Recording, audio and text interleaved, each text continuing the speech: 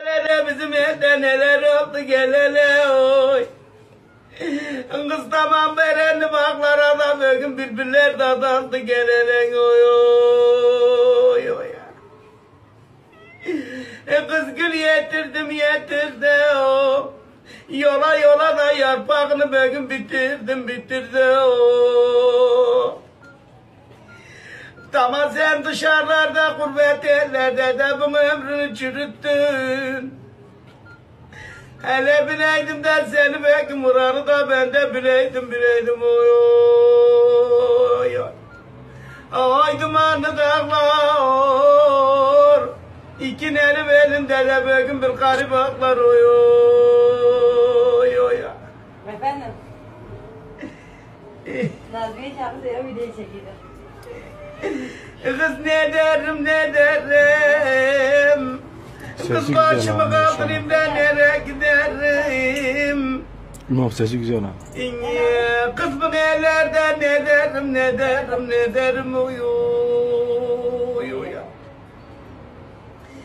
Kız ağlasın da tamam bugün bu gelin yitirenler ağlasın. Kız ağlasın da bugün tamam valla bugün bu şehtin yitirenler ağlasın.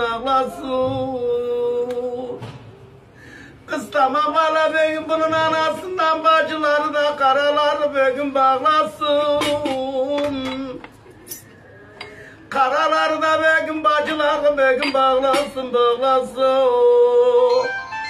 Ağlasın da bugün bunun dertli anasın ağlasın. Gün görmeyen anasın ağlasın. Oy. Bu telli gelinlerinde kar yolası bugün kurulu kaldı. Oy. Takımları da bugün tamam askılardan asılı kaldı. Oy. Valla bugün bu telli gelinlerinde bugün bunun anası da küsülü kaldı oy oy oy. İki mezar eşliğinde bir gün sağında bir gün solunda oy. İki mezar eşliğinde biri sağında biri solunda o. İki yiğidi verdin de tamam torpağın oy oy. Ağlasın da bugün bunun anasını ağlasın. Karaları da bugün anası bugün bağlasın oy oy oy. Ay dumanlı dağlar, İki eli belinde de bugün bir garip söyler oy oy. Tamam bugün bu gelinlerinde mezarını derin eşim bol olsun. Tamam bugün bu yiğitlerin mezarını da derin eşim bugün bol olsun. Na tarafı da bugün mor sümüllü bağ olsun oy oy. Tamam hezeren yiğitler giderse de arkada kalanların da bugün canı sağ olsun oy oy oy.